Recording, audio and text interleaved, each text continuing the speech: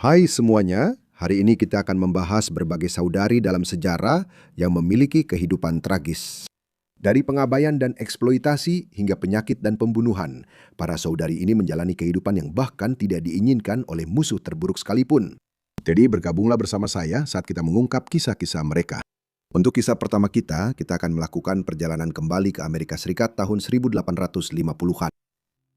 Millie dan Christine McCoy lahir pada 11 Juli 1851 di sebuah perkebunan dekat Whiteville, Carolina Utara. Mereka lahir dalam perbudakan karena orang tua mereka, Jacob dan Monemia McCoy, diperbudak oleh Alexander McKay, yang namanya kemudian menjadi nama belakang keluarga mereka. Pada saat itu kebebasan masih lebih dari 1 dekade lagi dan harus melewati perang saudara yang brutal. Saat lahir, mereka dilaporkan memiliki berat gabungan 17 pon dan mengejutkan semua orang yang hadir. Jadi Millie dan Christine adalah kembar siam, terhubung di bagian punggung bawah dan tulang belakang oleh tulang rawan. Ini berarti mereka berbagi beberapa bagian tubuh penting, tetapi tidak semuanya. Kedua kembar itu lahir dalam keluarga besar karena orang tua mereka sudah memiliki 7 anak lain, 5 laki-laki dan 2 perempuan. Tidak seperti Millie dan Christine, tidak ada saudara mereka yang memiliki ciri fisik yang tidak biasa. Kondisi unik mereka, ditambah dengan kesulitan karena lahir sebagai budak, menandai awal dari perjalanan luar biasa dan penuh tantangan bagi si kembar McCoy. Masa kecil Millie dan Christine penuh dengan kekacauan dan tragedi. Begitu mereka lahir, kabar tentang kelahiran saudari yang tidak biasa ini, yang memiliki kelainan medis, langsung menyebar ke seluruh wilayah. Pada abad ke-19, banyak orang belum mengenal konsep kembar siam, sehingga orang-orang mulai berdatangan ke pertanian Mackay untuk melihat mereka. Akhirnya, Alexander McKay merasa terganggu dengan gangguan ini dalam kehidupan sehari-harinya. Jadi, ketika mereka baru berusia 10 bulan, dia menjual mereka kepada John C. Purvis, dengan syarat bahwa ibu mereka, Monemia, diizinkan untuk tetap bersama mereka. Namun pengaturan ini tidak bertahan lama. Sekitar setahun kemudian, si kembar dijual lagi, kali ini kepada seorang pria bernama Brower. Brower, dengan dukungan keuangan dari Joseph P., membayar jumlah yang sangat besar, yaitu $10.000 untuk si kembar, setara dengan sekitar $400.000 saat ini. Dengan tujuan mencari keuntungan, Brower mulai memamerkan bayi perempuan kembar itu sebagai keajaiban medis dengan nama si kembar Carolina, berkeliling ke negara bagian selatan termasuk Louisiana, Texas, dan Carolina Utara. Pada bulan Oktober 1853, Millie dan Christine menjadi berita utama di pameran negara bagian resmi pertama Carolina Utara yang menarik kerumunan sekitar 5.000 orang setiap harinya. Gadis-gadis itu langsung menjadi sukses. Tetapi beberapa orang meragukan kondisi mereka, mengira itu hanya tipuan. Oleh karena itu, saat berada di New Orleans untuk pertunjukan lain, Brower meminta dokter setempat memeriksa mereka dan memastikan bahwa mereka memang kembar siam asli. Hidup sebagai tontonan sangat melelahkan. Gadis-gadis itu sering dipisahkan dari ibu mereka, dan meskipun mereka tidak memahaminya saat itu, mereka menjadi sasaran ejekan publik. Selain itu, sebagai balita kembar siam, mereka tidak terkoordinasi dan canggung, sehingga sulit untuk berjalan dan sering terjatuh sebagai akibatnya. Namun seiring waktu, mereka mengembangkan cara berjalan menyamping yang khas, yang akhirnya berubah menjadi tarian menawan yang menghibur penonton. Itu menjadi momen langka penuh kebahagiaan dalam kehidupan mereka yang sebaliknya dipenuhi oleh kesulitan dan eksploitasi. Saat tur di New Orleans, Brower menerima tawaran yang tak bisa ditolak, $45.000 untuk si kembar, sebuah kekayaan yang jauh melampaui apa yang awalnya telah dibayarkan. Untuk memberikan gambaran, jumlah itu setara dengan lebih dari $1,8 juta saat ini. Tentu saja dia dengan antusias menerima tawaran itu, tetapi kesepakatan tersebut ternyata terlalu bagus untuk menjadi kenyataan. Brower telah ditipu, dan Millie serta Christine telah pergi, diculik oleh orang yang mengaku sebagai pembeli itu. Si kembar itu menghilang dari pandangan publik sampai tahun 1854 ketika mereka muncul kembali di sebuah museum di Philadelphia. Selama waktu ini perselisihan sengit terjadi mengenai kepemilikan mereka. Brower, Joseph P. Smith, dan bahkan Alexander McKay yang tampaknya menyesal telah menjual si kembar dengan harga yang relatif kecil, mengklaim kepemilikan atas mereka. Sementara itu, ibu mereka, Monemia, berjuang agar putri-putrinya bisa dikembalikan ke dalam asuhannya, setidaknya dengan cara tertentu. Penipuan itu membuat Brower bangkrut dan tersingkir dari situasi tersebut. Smith muncul sebagai pemilik sah si kembar dan tidak segan-segan mengeluarkan biaya untuk mendapatkan mereka kembali. Dia menyewa seorang detektif swasta untuk melacak Millie dan Christine. Sementara itu, para penculik mereka telah bergerak ke utara, menampilkan si kembar di American Museum milik P.T. Barnum yang terkenal di Manhattan. Si kembar kemudian tampil di Kanada sebelum dibawa menyeberangi Atlantik ke Liverpool, Inggris. Pada saat ini, Millie dan Christine telah menghabiskan sebagian besar masa muda mereka jauh dari rumah dan keluarga mereka. Pada tahun 1857, setelah pencarian melelahkan selama 3 tahun, detektif swasta itu akhirnya melacak mereka sampai ke Inggris. Ibu mereka, Monemia, dan pemilik budak mereka, Joseph P. Smith, melakukan perjalanan ke Liverpool untuk mengambil mereka kembali. Akhirnya, di Birmingham, si kembar yang kini berusia sekitar 5,5 tahun dipertemukan kembali dengan ibu mereka. Itu adalah momen yang manis sekaligus pahit. Millie dan Christine telah menghabiskan sebagian besar hidup singkat mereka di tangan para penculik, dieksploitasi sebagai tontonan demi keuntungan. Namun, bahkan setelah diselamatkan, hidup mereka tidak banyak berubah. Mereka segera kembali bekerja, dipamerkan lagi kepada publik, kali ini di Inggris dan kemudian di Amerika Serikat, melanjutkan hidup mereka sebagai tontonan untuk hiburan orang lain. Beginilah kehidupan Millie dan Christine berjalan saat mereka tumbuh dewasa. Orang pasti bertanya-tanya apa yang mereka pikirkan tentang situasi mereka selama tahun-tahun ini. Namun segalanya berubah pada tahun 1860 ketika Abraham Lincoln memenangkan pemilihan Presiden Amerika Serikat pada akhir tahun itu. Dalam beberapa minggu, Carolina Selatan memisahkan diri dari Uni, diikuti dengan cepat oleh gelombang negara bagian selatan lainnya, termasuk negara bagian asal Millie dan Christine, Carolina Utara. Pada paruh pertama tahun 1861, negara itu terjerumus ke dalam kekacauan, dan Perang Saudara Amerika pun dimulai. Pada saat itu, kedua gadis tersebut kembali tinggal di Carolina Utara, membagi waktu mereka antara rumah keluarga Smith, waktu bersama orang tua kandung mereka, dan tur keliling negara bagian selatan. Kekacauan Perang Saudara membatasi pergerakan si kembar, tetapi juga membuka peluang bagi pendidikan mereka. Meskipun merupakan pemilik budak, dilaporkan bahwa keluarga Smith memperlakukan Millie dan Christine dengan cukup baik. Istri Joseph bahkan melanggar hukum dengan mengajarkan kedua gadis itu membaca dan menulis, sebuah tindakan berani pada masa itu. Millie dan Christine juga belajar berbicara dalam beberapa bahasa dan bahkan mendapat pelatihan vokal profesional yang nantinya akan menentukan karir mereka.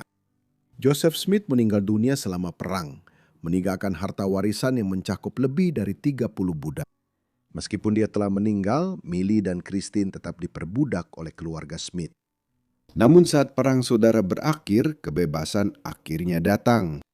Si kembar bersama orang tua mereka, saudara-saudara mereka, dan banyak orang lainnya di seluruh selatan dibebaskan ketika perbudakan akhirnya dihapuskan di Amerika Serikat.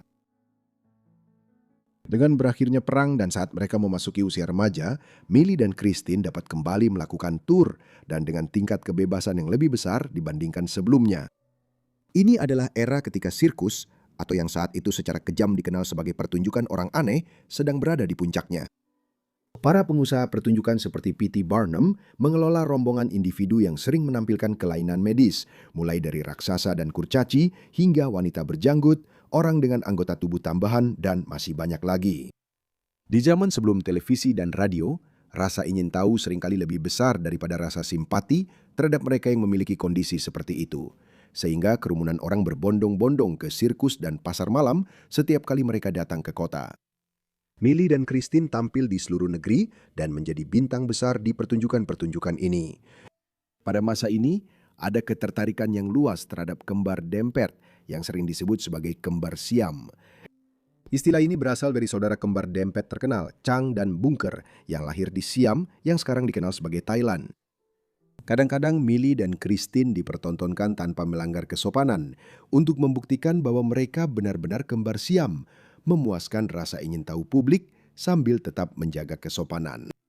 Saat mereka melakukan tur, kadang-kadang bekerja sama dengan Barnum Sauce, kadang-kadang dengan manajer lain. Mereka menjadi lebih berpengalaman dalam mengelola urusan mereka dan bahkan tampaknya telah menyesuaikan diri dengan posisi mereka. Sebuah memoir ditulis oleh mereka pada akhir tahun 1860-an di mana mereka menggunakan moto sebagaimana Tuhan menetapkannya, kami menerimanya, yang menunjukkan penerimaan terhadap kondisi medis mereka yang tidak biasa dan tekad untuk menjalani hidup sebaik mungkin. Tak lama kemudian mereka kembali ke Eropa dan seperti banyak artis sirkus populer lainnya pada masa itu, mereka bertemu dengan Ratu Victoria. Salah satu sorotan dari penampilan mereka adalah duet mereka, di mana kedua saudari itu bernyanyi bersama atau bergantian, dengan Christine menyanyikan bait dan Millie menyanyikan refrain atau sebaliknya. Banyak dari lagu-lagu ini kemudian diterbitkan dalam sebuah buklet yang cukup panjang yang merinci kehidupan dan karir mereka. Banyak deskripsi ditulis tentang Millie dan Christine selama tahun-tahun ini. Bahasa yang digunakan dalam tulisan-tulisan ini bahkan tidak akan terpikirkan untuk digunakan saat ini. Salah satu karya tersebut berjudul Sketsa Biografi Millie Christine, si kembar Carolina yang dijuluki Burung Bulbul Berkepala Dua dan Keajaiban Dunia ke-8. Mengacu pada si kembar sebagai makhluk dan menyebutnya di tempat lain sebagai satu orang gadis. Seolah-olah mereka tidak sadar bahwa kembar Siam adalah dua orang yang berbeda. Iklan lain yang disayangkan tentang kedatangan gadis-gadis itu ke Liverpool pada tahun 1871 menyebut mereka sebagai kargo yang tiba di kapal dengan menyatakan bahwa telah tiba sebuah kargo yang menurut kata-kata Tuan Tull bisa disebut sangat luar biasa. Laporan itu berlanjut sebagai berikut. Di sini kita memiliki seorang wanita muda dengan satu tubuh tetapi dua pikiran yang berbeda yang ditopang oleh dua kepala yang terpisah.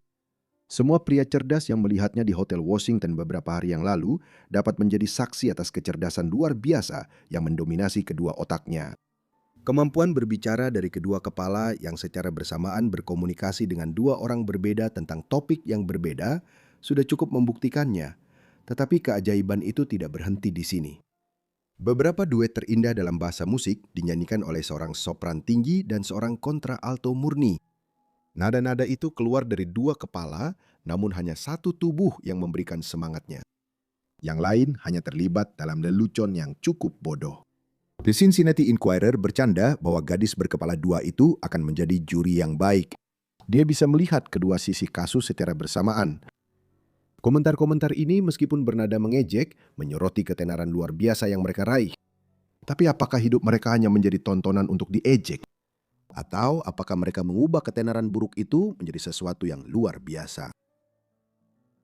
Millie dan Christine bisa dianggap sebagai korban dari dunia yang memperlakukan mereka sebagai tontonan aneh, dan ini memang bagian dari kenyataan mereka. Namun pada saat yang sama, para penampil seperti mereka yang bekerja untuk Barnum dan sirkus lainnya pada masa itu mendapatkan imbalan yang sangat besar. Jika mereka cukup cerdas untuk memanfaatkan popularitas mereka, mereka bisa menghasilkan banyak uang dan pensiun dengan nyaman. Mereka mampu menghasilkan sekitar $25.000 per tahun dengan bekerja di sirkuit pekan raya di Amerika. Sementara pertunjukan yang lebih besar di kota-kota atau perjalanan ke Eropa menawarkan kemungkinan penghasilan yang lebih besar lagi. Ini adalah jumlah uang yang sangat besar pada tahun 1870-an, terutama di masa krisis keuangan di Amerika Serikat, yang dikenal sebagai Depresi Panjang tahun 1873 sampai 1879. Dengan kekuatan penghasilan mereka dan pasar yang lesu, mereka membalikan kerugian yang selama ini mewarnai hidup mereka dan memanfaatkan situasi sebaik mungkin.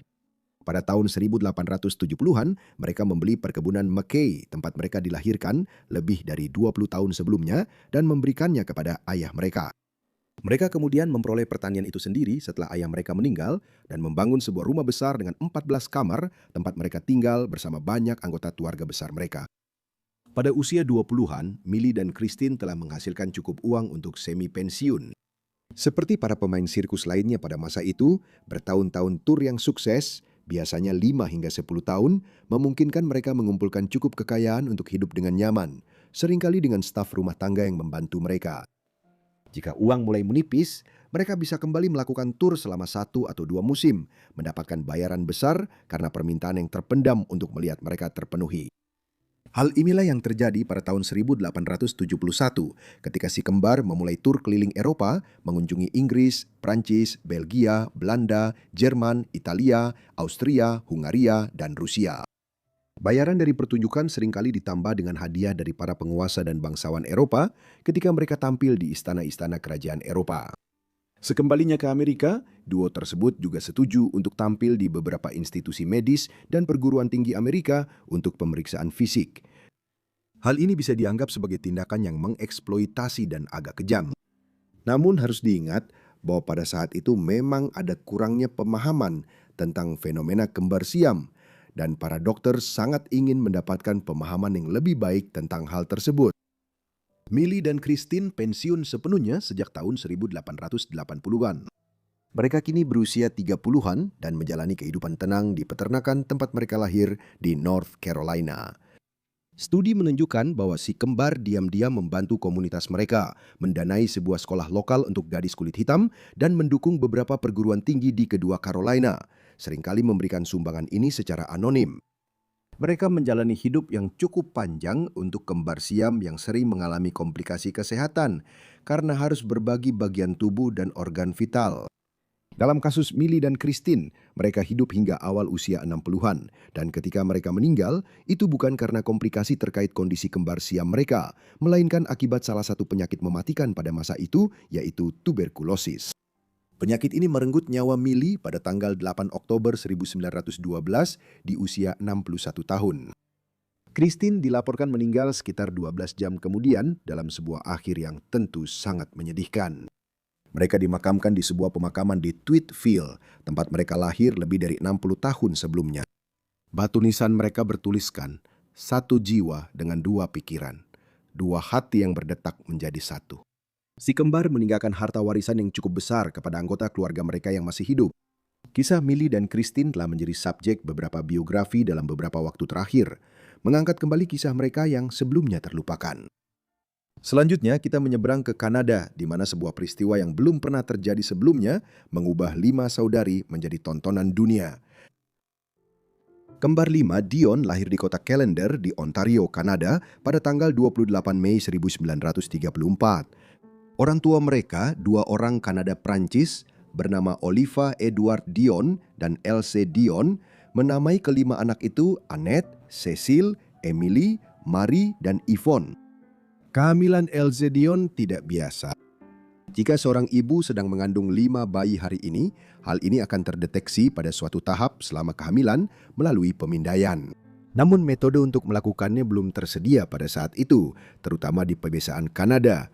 Meskipun Els kemudian menyatakan bahwa dia memang merasa mungkin sedang mengandung anak kembar selama kehamilannya. Kemungkinan besar ada anak ke-6. Seperti yang kemudian dicatat oleh Else, menjelang akhir trimester pertamanya, dia mengalami kram parah dan mengeluarkan benda yang tidak normal, yang kemungkinan adalah janin ke-6 yang sangat belum berkembang. Kelima gadis Dion lahir secara prematur, seperti yang umumnya terjadi pada kelahiran kembar, terutama yang melibatkan 5 anak. Akibatnya, mereka sangat kekurangan berat badan dan membutuhkan perawatan intensif pada hari-hari dan minggu-minggu pertama kehidupan mereka untuk bertahan hidup. Namun mereka berhasil bertahan hidup, menjadikan mereka kembar 5 pertama yang pernah lahir dan melewati masa bayi. Untuk memahami bagaimana kehidupan kembar 5 Dion berkembang pada tahun 1930-an dan 1940-an, kita perlu menelaah fenomena kembar 5 dan kelahiran anak kembar secara lebih luas. Kembar 2 terjadi secara alami pada sekitar 1 dari setiap 250 kehamilan. Kembar 3 terjadi pada 1 dari setiap 10.000 kehamilan. Sedangkan kembar 4 hanya terjadi pada 1 dari setiap 700.000 kehamilan. Angka itu meningkat menjadi 1 dari setiap 55 juta kehamilan ketika berbicara tentang kembar 5. Jadi, tidak sulit untuk melihat mengapa Dion quintuplets dianggap sangat unik ketika mereka lahir, dan kelima bayi itu berhasil bertahan hidup di minggu-minggu pertama kehidupan mereka. Kelahiran multiple membawa risiko medis yang makin besar seiring bertambahnya jumlah bayi yang terlibat. Dari semua itu, komplikasi utama adalah anak-anak lahir prematur atau dengan berat badan yang sangat rendah sehingga mereka tidak dapat bertahan hidup. Kematian bayi saat lahir jauh lebih sering terjadi pada kehamilan multiple. Selain itu, risiko medis ini tidak berakhir saat lahir. Ada banyak sekali penyakit yang dapat menyerang anak-anak kembar di usia dewasa awal. Misalnya, keempat kembar 4 genian yang lahir di Midwest Amerika pada tahun 1930 hanya beberapa tahun sebelum Dion quintuplets mengidap skizofrenia. Cerebral palsy juga jauh lebih umum terjadi pada anak-anak kembar. Mengingat semua faktor risiko ini, Tidak mengherankan jika mengetahui bahwa kembar 2 dan kembar 3 memiliki tingkat kelangsungan hidup yang rendah sebelum revolusi medis pada abad ke-17, 18, dan 19. Sementara kelangsungan hidup kembar 4 dan kembar 5 nyaris tidak pernah terjadi. Kembar 4 pertama yang tercatat berhasil bertahan hidup sejak lahir, masa bayi hingga masa kanak-kanak adalah kembar 4 Gary yang lahir di Swiss pada tahun 1880. Dionis adalah kasus pertama yang pernah tercatat di mana kembar 5 berhasil bertahan hidup, dan hal inilah yang membuat mereka menjadi sorotan publik dan terkenal sejak saat mereka lahir. Kembar 5 Dion langsung menjadi pusat perhatian media di Kanada dan Amerika Serikat saat mereka lahir. Hal ini juga dengan cepat berubah menjadi sengketa hukum. Dalam beberapa hari setelah kelahiran mereka, ayah dari anak-anak perempuan tersebut, Oliva, didekati oleh penyelenggara Century of Progress International Exposition yang diadakan di Chicago pada tahun 1933 dan 1934. Pameran tersebut dirancang untuk merayakan 100 tahun kota Chicago, namun juga merupakan acara internasional besar. Para penyelenggara sekarang ingin menampilkan bayi kembar 5 Dion sebagai bagian dari acara tersebut. Sayangnya, Oliver Dion dibujuk untuk menandatangani kontrak, membuat kesepakatan dengan penyelenggara pameran atas saran Dr. Alan Roy Defoe, dokter yang telah mengawasi kehamilan yang sukses tersebut. Namun Oliver dan Elise segera berubah pikiran, dan Oliver mencoba membatalkan kontrak tersebut dengan mengklaim bahwa kontrak itu tidak sah secara hukum karena Elsie tidak menandatanganinya. Penyelenggara pameran keberatan dan perselisihan hukum pun terjadi. Dalam konteks inilah Oliva memutuskan untuk menyerahkan hak asuh atas kelima gadis itu kepada Palang Merah di Kanada sebagai cara untuk melindungi mereka dari penyelenggara pameran. Dia dan Elsie juga tidak memiliki sumber daya keuangan atau pengetahuan yang diperlukan untuk mengetahui cara merawat anak kembar 5. Meskipun sudah ada pengaturan ini, kelima gadis itu tetap dikirim ke Chicago dan dipamerkan sebentar di sana. Tak lama setelah kejadian ini, pemerintah Kanada mengesahkan Undang-Undang Dion Quintuplets yang menjadikan kelima gadis itu sebagai anak asuh negara Kanada. Oliver Dion diberikan kursi di dewan yang beranggotakan beberapa orang, termasuk Dr. Defoe dan Menteri Kesejahteraan Kanada David Crow. Namun dia tidak pernah benar-benar menggunakan hak suaranya di dewan ini, dan pada akhirnya kelima gadis itu secara efektif menjadi anak asuh negara pada pertengahan tahun 1930-an. Alasan yang dinyatakan oleh pemerintah Kanada dalam memisahkan bayi kembar 5 Dion dari keluarga biologis mereka adalah untuk memastikan bahwa mereka dibesarkan dengan baik. Argumennya adalah bahwa Oliva dan Elsie Dion yang memiliki sumber daya terbatas dan berada dalam posisi yang unik dalam sejarah manusia dianggap tidak cocok untuk melakukannya. Namun sejak awal, sikap pemerintah Kanada dan individu yang ditunjuk untuk merawat kelima gadis tersebut sangatlah eksploitatif. Sebuah rumah sakit yang dinamai Defoe Hospital or Nursery, sesuai nama Dr. Defoe, dibangun khusus untuk tempat mereka tumbuh besar. Tempat ini dikelilingi oleh pagar kawat berduri dan pada dasarnya berfungsi seperti taman hiburan. Para gadis tinggal di sini dikelilingi oleh banyak staf, dengan ribuan pengunjung datang setiap hari untuk melihat mereka. Ketika rumah sakit dibuka untuk kunjungan seperti itu pada tahun 1936, para pengunjung menerobos gerbang depan demi menjadi yang pertama melihat Dion Quintuplets. Hal ini dilakukan dengan sebuah ruang pengamatan di mana para gadis ditempatkan untuk diamati di balik sekat kaca. Selama 7 tahun berikutnya, sekitar 3 juta orang datang untuk melihat Dionis, dengan sebanyak 6.000 orang memadati tempat itu pada hari-hari tertentu. Ini menjadi sebuah usaha penghasil uang yang sangat besar bagi pemerintah Kanada. Orang-orang dikenakan biaya untuk masuk rumah sakit dan akibatnya apa yang kemudian dikenal sebagai Queensland akhirnya menghasilkan lebih dari $50 juta dari biaya masuk. Pada masa jayanya, Queensland hanya kalah sebagai tempat wisata di Amerika Utara dari tempat-tempat seperti air terjun Niagara dan medan perang Gettysburg, di mana pertempuran paling penting dalam Perang Saudara Amerika terjadi pada tahun 1863. Selain itu, individu seperti Dr. Defoe juga meraup keuntungan besar. Dia memanfaatkan posisinya untuk menjadi salah satu dokter paling terkenal di dunia, menulis beberapa buku yang mempromosikan produk medis dan makanan seperti Colgate, Quaker, Alts, dan Lysol. dan sering tampil di radio serta media yang sedang berkembang, yaitu televisi. Akhirnya muncul kekhawatiran tentang eksploitasi anak-anak yang terlalu terang-terangan. Oliver Dion juga menjadi sangat bertekad untuk membebaskan anak-anaknya. Namun, hal ini sebaiknya tidak dipandang sebagai sesuatu yang sepenuhnya didorong niat baik. Orang tua gadis-gadis itu sama mampu memanfaatkan anak-anak mereka demi alasan keuangan seperti yang dilakukan pemerintah Kanada dan Dr. Defoe.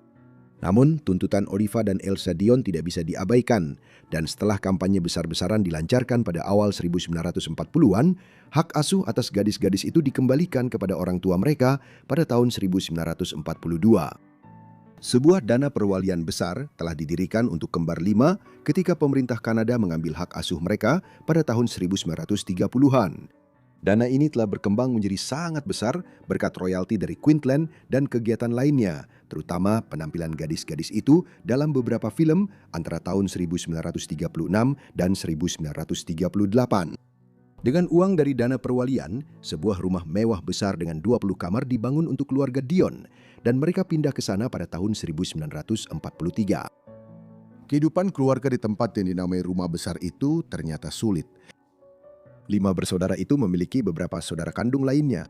Ini termasuk 5 anak yang lebih tua yang lahir antara tahun 1926 dan 1933, serta 3 anak laki-laki yang lebih muda yang lahir antara tahun 1936 dan 1946.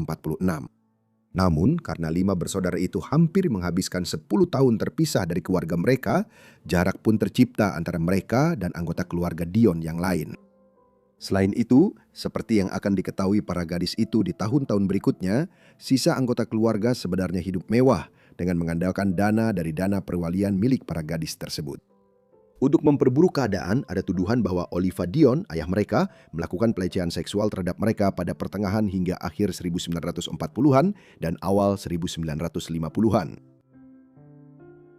Kelima saudari itu meninggalkan rumah masa kecil mereka ketika mereka berusia 18 tahun. Mereka menyalahkan orang tua mereka atas banyak hal yang terjadi di masa kecil mereka, meskipun sebagian besar sebenarnya adalah akibat dari tindakan keras pemerintah Kanada dan eksploitasi yang jelas terhadap si kembar 5.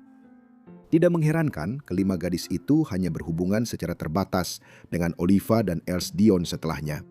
Tak lama setelah mereka membebaskan diri dari orang tua mereka, 5 menjadi 4. Emily memutuskan untuk menjadi biarawati begitu dia memasuki usia dewasa. Tetapi bulan-bulan pertamanya di biara Saint-Agathe-de-Mont di Quebec sebagai postulan atau calon biarawati dipenuhi oleh serangkaian penyakit, terutama yang melibatkan kejang-kejang. Pada tanggal 6 Agustus 1954, salah satu serangan itu begitu parah hingga dia mati lemas karenanya. Dia baru berusia 20 tahun saat meninggal dunia. Satu-satunya saudari lain dari kelima bersaudara yang meninggal di usia muda adalah Mary. Pada tanggal 27 Februari 1970, ketika si kembar 5 itu berusia 35 tahun, dia meninggal dunia di Montreal akibat gumpalan darah di otaknya. Yvonne, Cecil, dan Annette sudah beberapa hari tidak mendengar kabar darinya dan mereka menelpon polisi untuk menyelidikinya. Mereka menemukan dia sudah meninggal di tempat tidurnya di apartemennya. Yvonne, Cecil, dan Annette melanjutkan hidup mereka hingga usia lanjut. Yvonne menikmati karir yang beragam setelah itu, pernah bekerja sebagai perawat, pematung, dan pustakawan. Dia tidak pernah menikah dan tidak memiliki anak. Annette menikah dan memiliki 3 putra, sementara Cecil juga menikah dan memiliki 5 anak, termasuk sepasang anak kembar. Pernikahan Annette dan Cecil akhirnya berakhir dengan perceraian. Mengingat masa kecil mereka yang traumatis, saudari-saudari Dion mengalami masalah kepercayaan dan kesulitan membangun hubungan yang langgeng selain dengan satu sama lain. Setelah perceraian-perceraian ini, ketiganya akhirnya tinggal bersama di sebuah rumah di Montreal pada dekade 90-an. Di sini, mereka memperjuangkan keadilan atas perlakuan buruk yang mereka alami di masa kecil dan berhasil menuntut pemerintah Provinsi Ontario pada tahun 1998. Tahun sebelumnya, mereka telah menulis surat kepada Kenny dan Bobby McCoy, orang tua dari kembar 7 pertama yang diketahui berhasil bertahan hidup. Mereka menyarankan agar membatasi sorotan media dan campur tangan dalam kehidupan mereka, serta ke-7 anak baru mereka. Yvonne meninggal pada tanggal 23 Juni 2001 di sebuah rumah sakit di Montreal. Dia berusia 67 tahun dan telah menjalani operasi kanker beberapa hari sebelum kepergiannya. Baik Annette maupun Cecil masih hidup hingga hari ini dan keduanya diwawancarai bersama pada kesempatan ulang tahun mereka yang ke-87 pada akhir Mei 2021. Warisan para saudari itu terbilang unik. Mereka telah menjadi subjek dari banyak film, acara televisi, buku, bahkan sketsa Three Stooges. Banyak dari karya-karya ini berasal dari tahun 1930-an dan 1940-an saat puncak ketenaran mereka. Sementara pada tahun 2018, kelahiran bayi kembar 5 itu diakui sebagai peristiwa bersejarah nasional resmi di Kanada. Namun ini adalah warisan yang campur aduk, mengingat keluarga Dionis secara efektif diperlakukan buruk dan dieksploitasi oleh mereka yang ditunjuk untuk menjaga mereka selama masa kecil mereka. Kisah ketiga kita membawa kita ke kalangan atas masyarakat Inggris, di mana darah kerajaan pun tidak bisa melindungi dua saudari dari pengkhianatan. Sebelum kita mulai mengeksplorasi kehidupan tragis Narissa dan Catherine Bowles-Lyon, serta kontroversi yang mengelilingi mereka, kita perlu mengetahui terlebih dahulu siapa keluarga Bowles-Lyon itu. Nama keluarga ini berasal dari pertengahan abad ke-18 ketika John Bowles, Earl Strathmore, dan King Hon ke-9 dalam gelar kebangsawanan Skotlandia yang juga merupakan kepala klan Lyon diberikan nama bangsawan baru Bowles-Lyon melalui sebuah undang-undang parlemen. Keluarga ini pada akhirnya dapat menelusuri garis keturunannya hingga abad ke-14 ketika John Lyon, Lord of Glamis, menjabat sebagai Chamberlain Skotlandia, sementara asal-usul keluarga ini sudah ada sejak abad ke-11. Kepala keluarga Bowles-Lyon pada awal abad ke-20 adalah Claude Bowles-Lyon, Earl Strathmore dan Kinghorn ke-14. Putra kedua tertuanya John yang lahir pada tahun 1886 adalah ayah dari Narissa dan Catherine. Jadi, mereka adalah cucu dari Earl ke-14, salah satu bangsawan paling senior dalam gelar kebangsawanan Inggris. Karena ketenaran keluarga Bowles-Lyon, John menikahi Fenella Hepburn Stuart Forbes Trevesiss, salah satu putri yang lebih muda dari Baron Clinton ke-21. Pernikahan John Bowles-Lyon dan Fenella segera dikaruniai banyak anak. Seorang putri bernama Patricia lahir pada Juli 1916, namun sayangnya ia meninggal tepat sebelum ulang tahun pertamanya.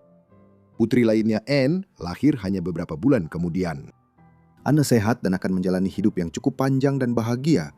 Begitu juga dengan Diana yang lahir bertahun-tahun kemudian pada tahun 1923. Namun, dua putri John dan Fenella yang lain mengalami masalah.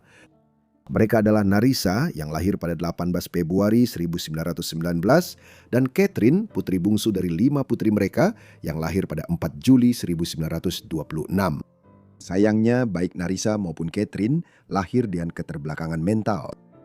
Dalam istilah yang kurang sopan secara politik pada masa itu, mereka dikategorikan sebagai, kutip, imbesil, dan sifat pasti dari kondisi mereka tidak sepenuhnya jelas, bahkan hingga hari ini. Penyakit seperti itu tidak sepenuhnya jarang terjadi di kalangan bangsawan Eropa pada awal abad ke-20. Bertahun-tahun perkawinan sedarah dan pernikahan antara sepupu pertama dan kedua telah menyebabkan penyakit parah dan masalah mental menjadi umum di antara banyak garis keturunan kerajaan di benua itu.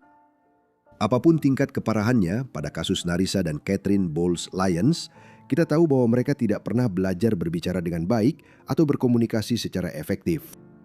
Semua ini terjadi pada masa ketika pemahaman medis tentang penyebab penyakit seperti itu masih sangat minim dan stigma sosial yang besar terus melekat pada disabilitas mental. Jadi pada tahun 1941, Narissa dan Catherine yang saat itu masing-masing berusia 22 dan 15 tahun ditempatkan di Rumah Sakit Royal Elder di Surrey oleh keluarga mereka. Rumah sakit ini dibuka pada tahun 1855 sebagai suaka bagi penderita gangguan jiwa. Tetapi pada pertengahan abad ke-20, tempat ini telah berubah menjadi institusi yang dirancang untuk pasien dengan keterbelakangan mental berat. Dan kemudian, keluarga mereka sebagian besar berusaha mengabaikan fakta bahwa kedua gadis itu pernah ada. Pada tahun-tahun berikutnya, ibu mereka, Fenella, tidak pernah mengunjungi kedua saudari itu. Begitu juga anggota keluarga besar lainnya. Ayah mereka, John, sudah lama meninggal. Ia meninggal lebih awal pada tahun 1930 di usia 44 tahun karena pneumonia. Perhaps the major unexplained aspect. Semua inilah alasan mengapa keluarga menunggu hingga tahun 1941 ketika Narisa sudah berusia awal 20-an untuk menempatkan kedua saudari itu di panti perawatan. Nasib Narisa dan Catherine yang mungkin sulit kita pahami di awal abad ke-20 mungkin tidak akan pernah menjadi perhatian publik yang signifikan jika bukan karena hubungan yang telah terjalin pada saat itu antara keluarga Bowles-Lyon dan keluarga kerajaan Inggris. Pada tanggal 26 April 1923, ketika Narisa baru berusia 4 tahun, 3 tahun sebelum Catherine lahir, adik perempuan ayah mereka, John Elizabeth Bowles-Lyon, menikah dengan Albert, Duke of York, putra bungsu Raja George V dari Inggris. Jadi sejak tahun 1923, keluarga Bowles-Lyon memiliki hubungan keluarga melalui pernikahan dengan keluarga kerajaan Inggris. Hubungan dengan monarki Inggris ini menjadi semakin kuat di tahun-tahun berikutnya. Sebagai putra bungsu Raja George V, tidak ada yang menyangka bahwa Albert akan naik tahta Inggris. Ketika Raja wafat pada Januari 1936, ia digantikan oleh putranya Edward yang menjadi Raja Edward ke-8. Namun masa pemerintahan raja yang baru ini sangat singkat karena tekadnya untuk menikahi Wallis Simpson, seorang wanita Amerika yang telah 2 kali bercerai, dianggap tidak dapat diterima oleh kalangan politik Inggris.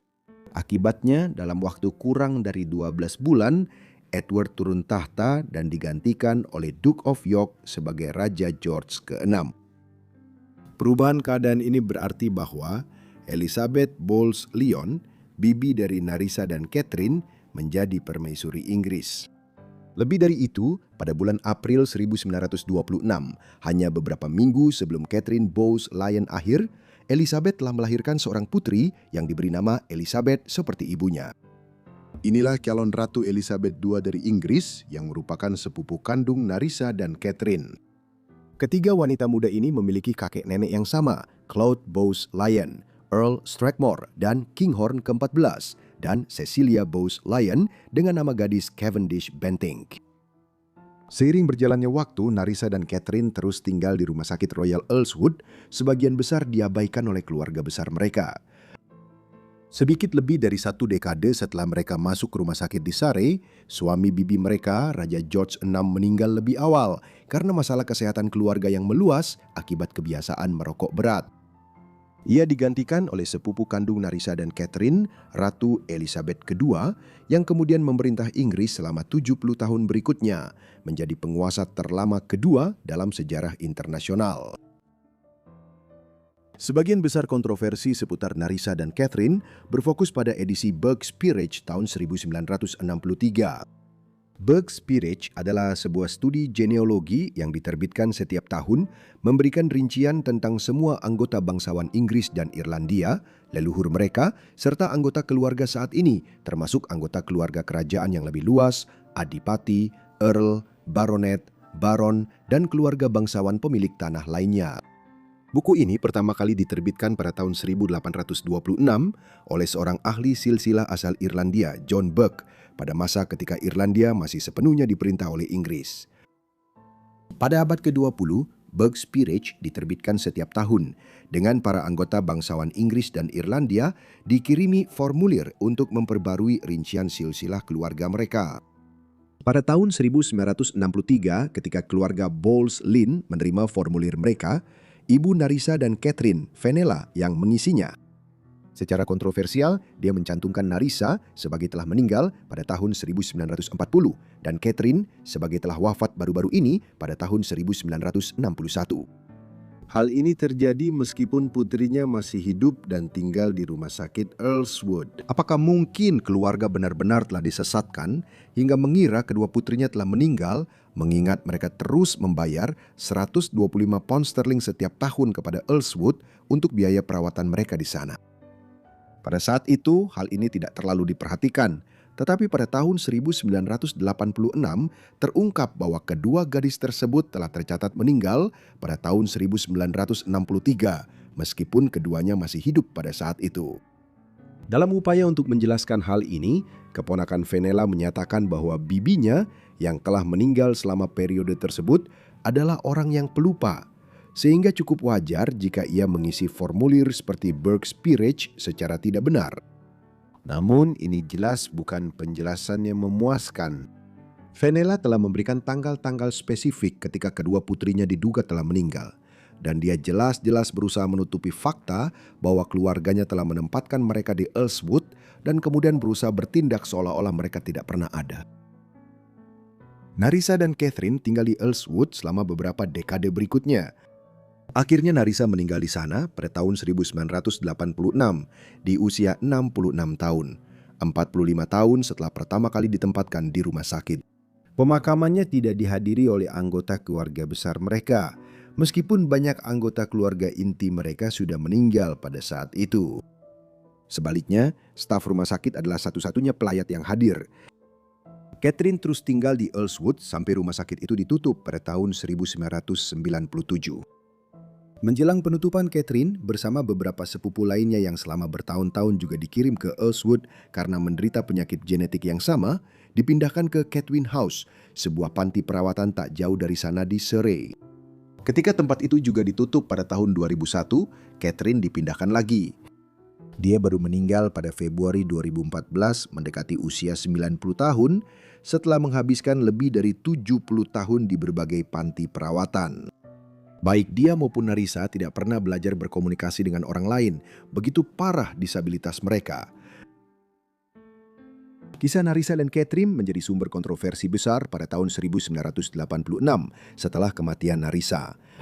Kisah sepupu pertama ratu yang telah disembunyikan dari dunia dan pada dasarnya tidak diakui oleh keluarga mereka sendiri diungkapkan oleh surat kabar The Sun di Inggris. Penyelidikan lebih lanjut mengungkapkan bahwa ibu mereka, Fenella, telah memberikan keterangan palsu bahwa mereka telah meninggal bertahun-tahun sebelumnya dan hal ini semakin memperbesar kontroversi tersebut. Inilah bukti bahwa keluarga Bowles-Lyon tidak hanya menempatkan dua anak mereka di rumah sakit dan secara efektif mengabaikan mereka setelahnya, tetapi kemudian berpura-pura bahwa kedua saudari tersebut telah meninggal bertahun-tahun sebelumnya. Untuk memperburuk keadaan, muncul pula rincian tentang kematian Narisa dan fakta bahwa pemakamannya tidak dihadiri oleh anggota keluarga manapun. Yang mengejutkan, makamnya di pemakaman Redstone ternyata tidak diberi tanda apapun selain sebuah label plastik dan nomor seri. Hal ini kemudian diperbaiki ketika dua keponakan perempuan dan satu keponakan laki-laki Narisa mengatur agar sebuah batu nisan didirikan di atas makam tersebut.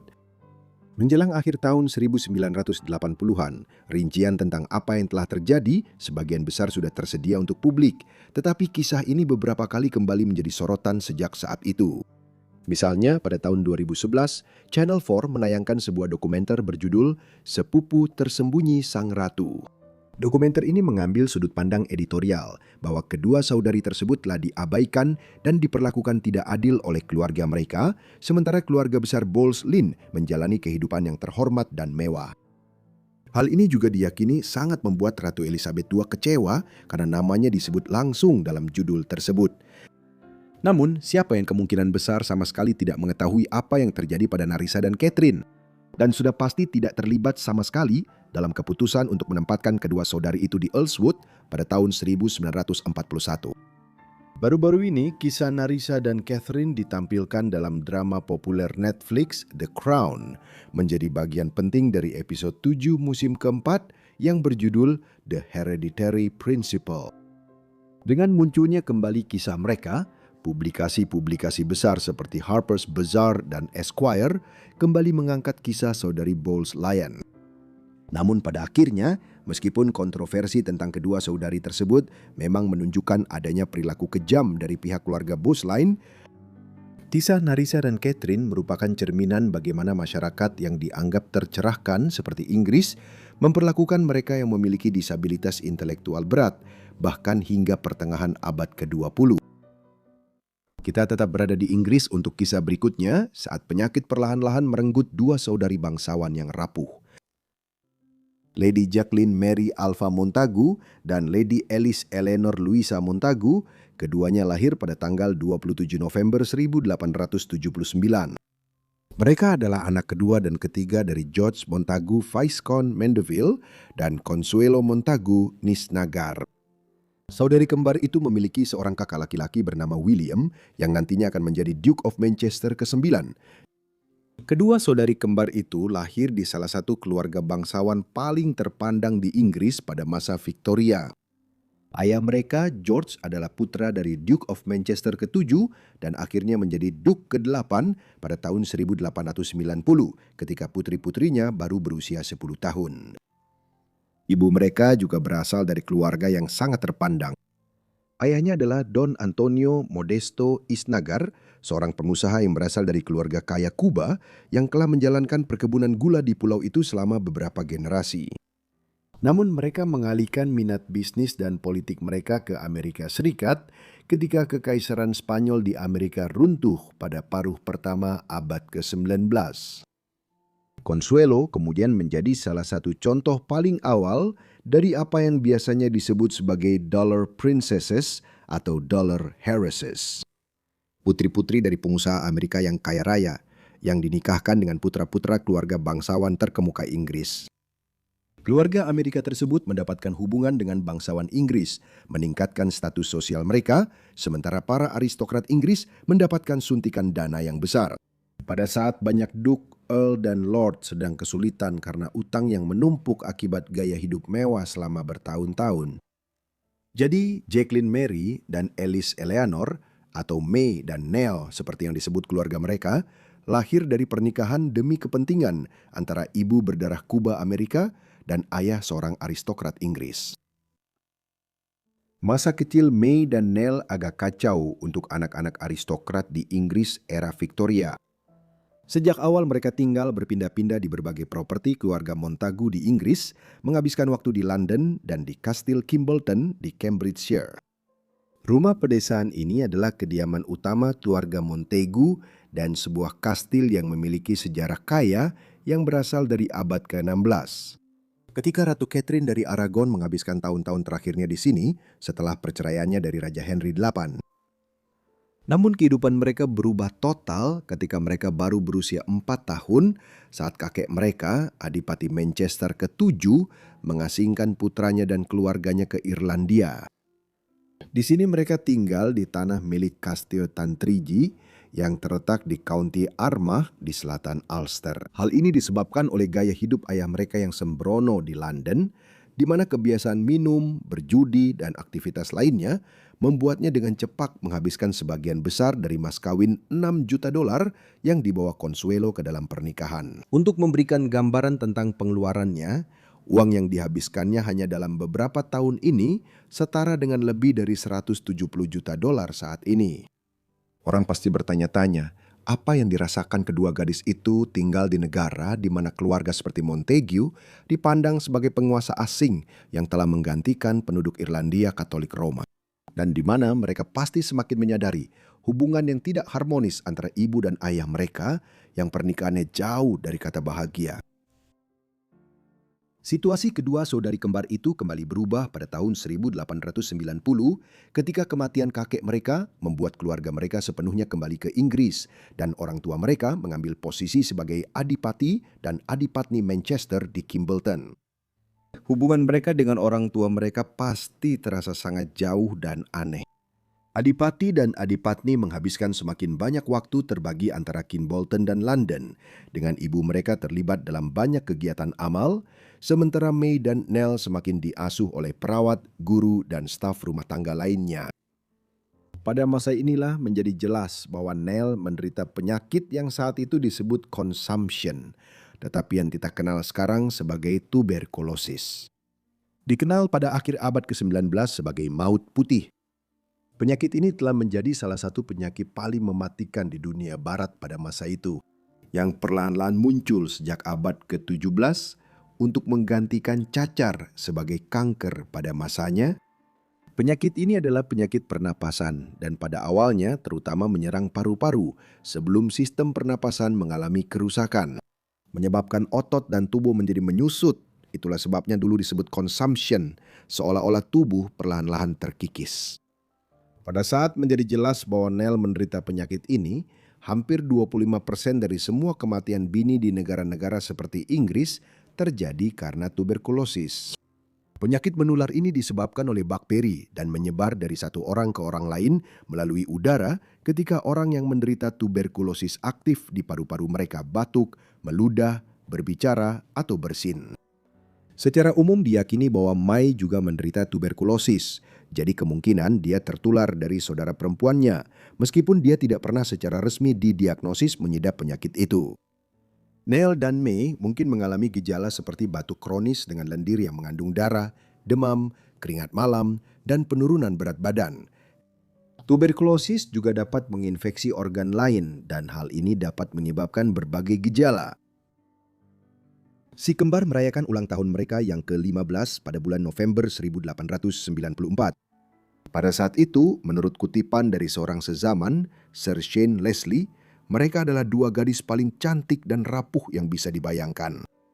Sayangnya, mereka tidak akan merayakan ulang tahun ke-16 mereka bersama. Pada tanggal 15 Maret 1895, May meninggal dunia. Dia belum secara resmi dikonfirmasi mengidap tuberkulosis, sehingga penyebab kematiannya tetap tidak diketahui, meskipun diduga itu adalah tuberkulosis. Beberapa sumber menyebutkan alasan kematiannya adalah malaria, meskipun hal ini sama sekali tidak jelas. Jika ada alasan mengapa May diduga meninggal karena malaria, itu karena keluarganya sedang berlibur di Italia pada saat itu. Meskipun sulit dibayangkan saat ini, pada zaman sebelum adanya penerbangan, ketika orang jarang meninggalkan lingkungan iklim tempat mereka tinggal, cukup umum bagi orang-orang dari Eropa Utara jatuh sakit karena malaria jika bepergian ke Mediterania. Jadi, tidak mustahil May meninggal karena hal ini, meskipun tuberkulosis tetap menjadi penyebab kematian yang lebih mungkin. Kematian May sayangnya menyebabkan semacam keretakan antara ibunya dan salah satu teman lamanya, Alpha Smith Vanderbilt. Pada saat kematian May, suami Alpha, William Vanderbilt, sedang berada di Mediterania bersama keluarga Montague dan mengatur agar jenazah May dibawa pulang ke Inggris dengan kapal pesiarnya. Ketika Alpha mengetahui hal ini, dia curiga bahwa suaminya dan sahabatnya sedang berselingkuh. Jadi kejadian itu menambah tragedi yang dialami Consuela pada saat itu. Meskipun saat itu sudah jelas bahwa Nell menderita tuberkulosis, dia tetap menjalani kehidupan yang relatif normal setelah kematian dan pemakaman May. Pada musim dingin tahun 1898, dia melakukan debut sosial, baik di London maupun di Amerika Serikat, tepat sebelum ulang tahunnya yang ke-19. Setelah kemunculannya di berbagai acara di New York pada bulan November itu, surat kabar menyebutnya sebagai wanita yang paling bikagumi dari para gadis cantik di musim London sebelumnya dan sangat cantik. Namun, masuknya Nell ke dalam masyarakat kelas atas dan kenikmatannya menjalani kehidupan normal sebagai seorang wanita muda akan berlangsung sangat singkat. Setelah tinggal di New York dan Amerika Serikat, Nell dan ibunya menuju ke Saint Moritz di Swiss, sebuah kota yang telah terkenal selama berabad-abad karena mata air penyembuhannya. Mereka sudah berada di sini pada akhir tahun 1898, dan Nell akan menghabiskan sebagian besar sisa hidupnya di sana. Laporan pada masa itu membandingkan kondisi kesehatan Nell yang malang dengan kecantikannya yang luar biasa, mencatat rambutnya yang berwarna coklat keemasan berkilauan dan kegembiraannya dalam menjalani hidup. Sayangnya, kesehatannya memburuk drastis pada saat itu. Selama musim semi dan musim panas, ibunya mempekerjakan banyak dokter untuk merawatnya. Semua dokter menyarankan istirahat dan agar dia tetap berada di iklim yang kering serta tidak kembali ke kondisi lembab di Inggris. Namun keadaannya tidak membaik. Pada awal tahun 1900 sudah jelas bahwa dia sedang sekarat. Dalam beberapa bulan sebelum kematiannya, keluarga dan teman-teman datang mengunjunginya di tempat peristirahatan Alpen, tempat dia tinggal, untuk memberikan penghormatan terakhir. Nell meninggal pada tanggal 10 Januari 1900 dalam usia baru 20 tahun. Kepergiannya banyak diberitakan dengan New York Times di Amerika dan publikasi seperti The Times di London memuat kisah tersebut pada hari berikutnya. Bahkan sejauh Selandia Baru, kehidupan dan kematiannya segera diberitakan. Sebuah kutipan yang relevan dari Otago Daily Times menunjukkan betapa dalamnya kesedihan atas kepergiannya, terutama karena hal itu terjadi tak lama setelah wafatnya saudara kembarnya. Banyak orang yang seumur hidupnya belum pernah melihat mendiang wanita itu. Alice Montagu merasakan penyesalan dan kesedihan saat menerima kabar tak terduga tentang kematiannya yang cukup mendadak di Davos-Platz. Sebab orang-orang sudah begitu akrab dengan wajah cantiknya karena sering melihat foto atau potretnya di majalah ilustrasi, sehingga ia selalu terasa seperti seorang teman pribadi. Lady Alice memang salah satu gadis tercantik yang pernah dilihat London dalam waktu yang sangat lama. Dan dia tidak hanya memiliki pesona khas usia muda karena dia baru berusia 21 tahun, tetapi juga memiliki kelembutan ekspresi dan sifat yang ramah. Rasanya begitu menyedihkan membayangkan dia sudah terbujur kaku di dalam kuburnya, padahal hidupnya baru saja memasuki musim semi. Sebagai putri dari seorang Duchess, Consuela, Duchess of Manchester, dan cucu dari Duchess lainnya, Duchess of Devonshire, masing-masing keluarga memiliki hubungan yang luas.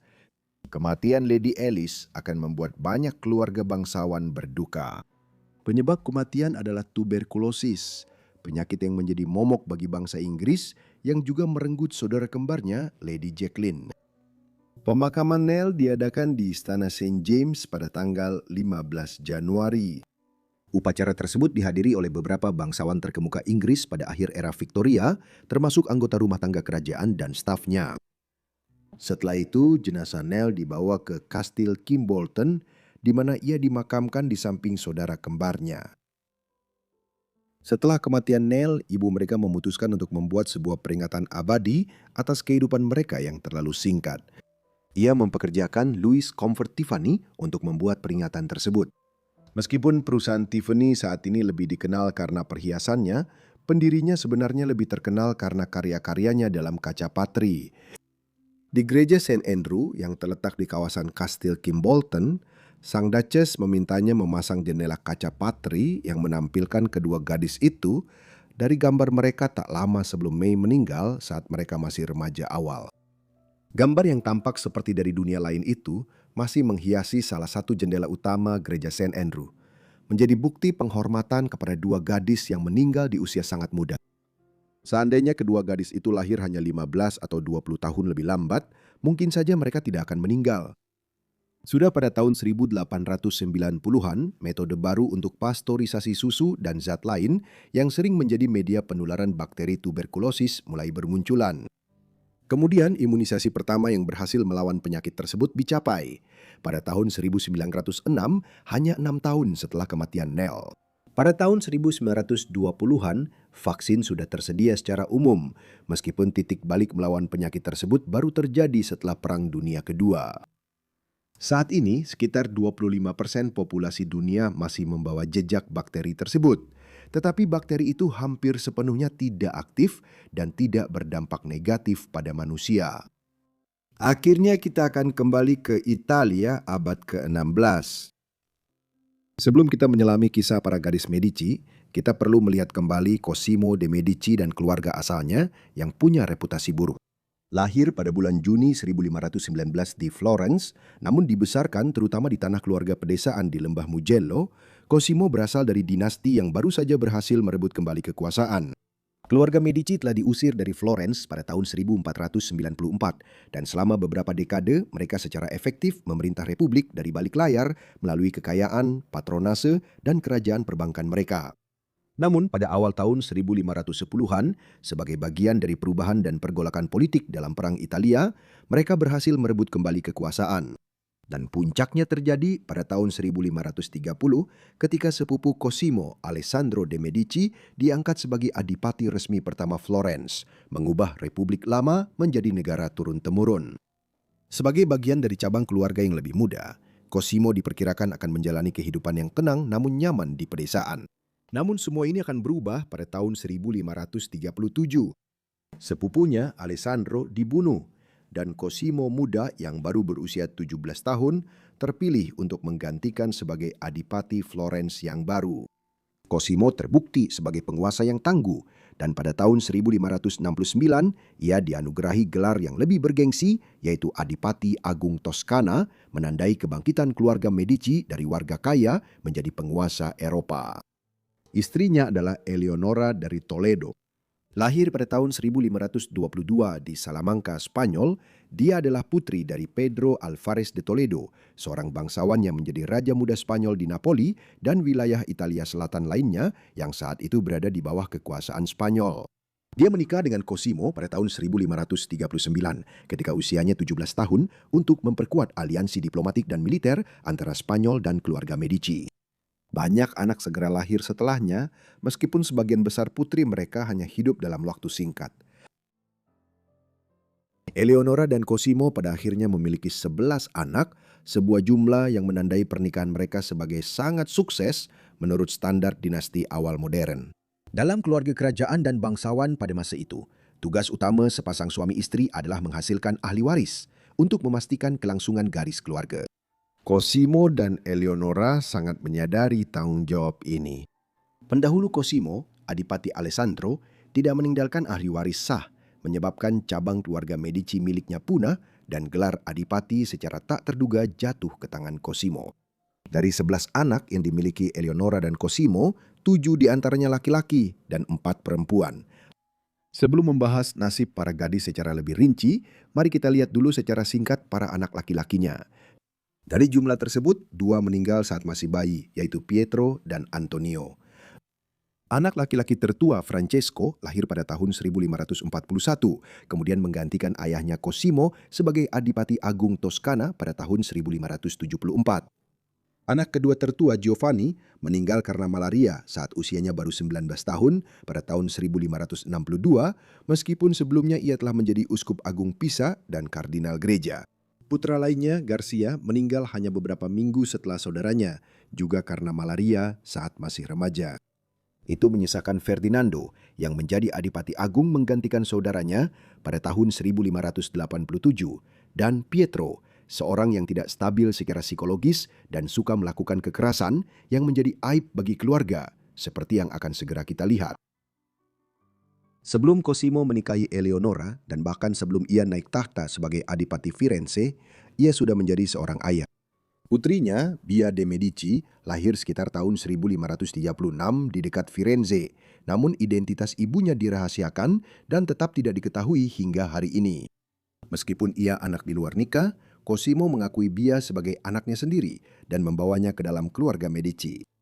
Seperti yang telah disebutkan, ia kemudian menikahi Eleonor pada tahun 1539, dan meskipun Bia hanyalah anak tirinya, Eleonora tetap memperlakukannya dengan baik. Akhirnya, Bia dikirim untuk tinggal di rumah keluarga di Villa di Castello, di mana ia diasuh oleh neneknya, Maria Salviati. Di sana, ia menjalani masa kecil bersama Giulia de Medici, putri tidak sah Alessandro de Medici, yang usianya hampir sebaya dengannya dan juga dilindungi oleh Cosimo. Dalam lingkungan keluarga yang terlindungi ini, kedua gadis itu memperoleh pendidikan dan tata krama yang diharapkan dari anak-anak dinasti penguasa. Bia juga dikenal karena sifatnya yang ceria dan penuh kasih sayang, menjadi sosok kecil yang bersinar di tengah taman-taman tenang Castello. Cosimo sangat menyayangi Bia dan menunjukkan dengan jelas bahwa dia tetap menjadi favoritnya bahkan setelah kelahiran 2 anak sah pertamanya. Namun kemudian, tragedi pun terjadi. Setelah pulang dari perjalanan bersama ayahnya, Bia jatuh sakit parah dan mengalami demam tinggi. Sayangnya, dia tidak sembuh dan meninggal pada tanggal 1 Maret 1542, kemungkinan karena malaria. Dia baru berusia 6 tahun. Kematian Bia sangat diratapi oleh keluarga Medici, dan dia kemudian dimakamkan dengan kehormatan di kripta keluarga Medici di San Lorenzo. Setelah kematiannya, Cosimo memesan sebuah potret Anumerta dari pelukis istana Agnola Bronzino. Hasilnya adalah sebuah gambar yang sangat lembut dan banyak orang menganggapnya sebagai salah satu karya terbaik Bronzino. Dari putri-putri Cosimo dengan Eleonora, salah satunya memiliki kisah yang sangat singkat. Ini adalah Anna de Medici. Dia sebenarnya adalah anak ke-10 dari Cosimo dan Eleonora, yang kedua termuda. Anna lahir pada tanggal 19 Maret 1553 dan meninggal kurang dari 5 bulan kemudian pada tanggal 6 Agustus. Hampir tidak ada detail sama sekali tentang kehidupannya. Bahkan keadaan pasti saat dia meninggal pun tidak diketahui. Kematian bayi dan anak-anak sangat umum terjadi pada abad ke-16 dengan sebanyak 30-35% anak-anak meninggal sebelum mereka mencapai usia remaja awal. Dari kondisi seperti cacar, campak, influenza, atau berbagai komplikasi lain yang berkaitan dengan kelangsungan hidup bayi. Anna adalah salah satu korban, nasib yang juga dialami oleh banyak saudara kandungnya. Putri-putri Medici lainnya yang bernasib tragis hidup jauh lebih lama daripada Anna dan Bea, meskipun tidak ada dari mereka yang mencapai usia tua. Yang tertua dari ketiganya adalah Maria de Medici. Dia adalah anak pertama dari 11 anak Cosimo dan Eleonora. Dia lahir pada tanggal 3 April 1540, setahun setelah orang tuanya menikah. Jadi saat dia tumbuh besar, hampir setiap tahun dia mendapat adik baru di ruang pengasuhan keluarga Medici di Villa Medici, Firenze. Salah satu hal paling unik di ruang pengasuhan itu adalah Morganti, pelawak istana yang menghibur anak-anak dengan seekor burung hantu yang selalu ada di sisinya. Itu adalah lingkungan keluarga yang hangat. Cosimo dan Eleonora benar-benar mencintai anak-anak mereka menurut semua catatan dan sangat memperhatikan cara membesarkan mereka, hal yang tidak berlaku bagi semua keluarga kerajaan dan bangsawan di Eropa awal modern. Banyak bayi kerajaan dibesarkan di rumah tangga terpisah dan bahkan jarang sekali melihat orang tua mereka. Meskipun penuh kasih sayang, Cosimo dan Eleonora sepenuhnya memahami bahwa anak-anak mereka juga memiliki tujuan politik. Di Italia yang terlibat dalam persaingan antara Spanyol dan Prancis, mendapatkan aliansi yang menguntungkan sangat penting untuk memperluas pengaruh Medici di luar Firenze. Sesuai dengan upaya Medici dalam membangun aliansi dinasti, potret Maria kecil sudah dipesan ketika usianya baru 5 tahun. Pada zaman jauh sebelum fotografi, lukisan-lukisan seperti itu berfungsi sebagai perkenalan ke istana-istana yang jauh. Salah satu potretnya dikirim ke Paris kepada sepupunya, Caterina de Medici, istri dari calon Raja Prancis Henry II. Gestur ini menunjukkan dengan jelas bahwa bahkan pada usia 5 tahun, Maria sudah dipertimbangkan untuk perjodohan bergengsi dengan pihak Prancis. Pada akhirnya, perjodohan lain diatur setahun kemudian. Pada saat itu, Maria telah muncul sebagai salah satu anak Medici yang paling cerdas. Para penulis di istana mengomentari kecerdasannya dan mencatat bahwa dia mengajarkan matematika dan mata pelajaran lain kepada adik-adiknya. Saat Maria menginjak pertengahan masa remajanya, Cosimo berhasil mengatur aliansi pernikahan dengan Ercole kedua d'Este, Adipati Ferrara, Modena, dan Reggio, dengan menjodohkannya kepada putra dan pewarisnya, Alfonso. Namun sebelum pernikahan dapat berlangsung, Maria tiba-tiba jatuh sakit, kemungkinan karena malaria, dan meninggal pada tanggal 19 November 1557 di usia yang baru 17 tahun. Hampir seketika, desas-desus skandal menyebar di seluruh Firenze. Salah satu cerita mengklaim bahwa Cosimo sendiri menjadi sangat marah setelah mengetahui Maria menjalin hubungan asmara rahasia dengan seorang bangsawan muda dan menikamnya demi menjaga kehormatan keluarga. Kisah itu mengejutkan orang-orang sezaman, tetapi hampir pasti tidak lebih dari sekadar gosip istana, mengingat kasih sayang Cosimo kepada anak-anaknya. Kematian tragis Maria pada akhir tahun 1557 tidak berarti bahwa aliansi pernikahan antara keluarga Medici dan keluarga Este tidak terjadi. Calon pengantin untuk Alfonso muda itu pun berubah. Sebagai gantinya, kini diputuskan bahwa ia akan menikahi adik perempuan Maria, Lucrezia. Ia lahir pada tanggal 14 Februari 1545 di Firenze sebagai anak kelima dari Cosimo dan Eleonora serta putri tertua ketiga mereka. Kita akan membahas putri kedua tertua mereka, Isabella, terakhir karena ia menjalani kehidupan yang paling panjang dan paling ternoda namanya. Lucrezia tumbuh bersama saudara-saudaranya yang semakin banyak di Istana de Medici di Firenze dan dididik dengan cara yang sama seperti mereka. Namun masa kecilnya berakhir lebih cepat setelah kematian kakak perempuannya Maria pada akhir tahun 1557. Meskipun Lucrezia baru berusia 12 tahun saat itu, ayahnya tidak membuang waktu untuk membuat kesepakatan politik baru dengan Adipati Ercole. Dia akan langsung menggantikan posisi Maria dan menikah dengan Alfonso sebagai gantinya. Menurut standar modern, hal ini memang mengejutkan, tapi ini bahkan bukanlah perjodohan pertama yang diusulkan untuk Lucrezia. Sejak tahun 1552 ketika dia baru berusia 7 tahun, sudah ada rencana agar dia menikah dengan Fabio dal Monte, keponakan Paus Julius III, kepala gereja Katolik Roma, antara tahun 1550 dan 1555. Kematian Paus pada tahun 1555 merusak aliansi pernikahan Del Monte dan akhirnya Lucrezia dinikahkan dengan Alfonso d'Este dalam sebuah upacara di Firenze pada tanggal 3 Juli 1558 ketika dia baru berusia 13 tahun. Suami barunya berusia 24 tahun. Lalu, situasi aneh pun terjadi. Setelah pernikahan, Alfonso kembali ke istana ayahnya di Ferrara, meninggalkan Lucrezia muda di Florence. Tak lama setelah itu ia berangkat ke Prancis untuk membantu merundingkan posisi Ferrara dalam perjanjian Cateau Cambrésis, kesepakatan tahun 1559 yang akhirnya mengakhiri perjuangan puluhan tahun antara Prancis dan Spanyol untuk mendominasi Italia. Sementara itu Lucrezia tetap berada dalam ketidakpastian, hanya berstatus menikah, namun secara efektif ditinggalkan oleh suaminya. Dalam beberapa bulan berikutnya, Cosimo menulis surat kepada Adipati Ercole di Ferrara dan menantunya yang baru bertanya-tanya kapan Lucrezia akan bergabung dengan suaminya di kota barunya. Banyak surat yang tidak mendapat balasan, sebagian karena situasi di Ferrara semakin tidak terkendali. Adipati Ercole jatuh sakit parah dan meninggal pada bulan Oktober 1559, meninggalkan Alfonso untuk naik tahta sebagai Adipati Alfonso II. Barulah kemudian Lucrezia akhirnya dipanggil untuk bergabung dengannya.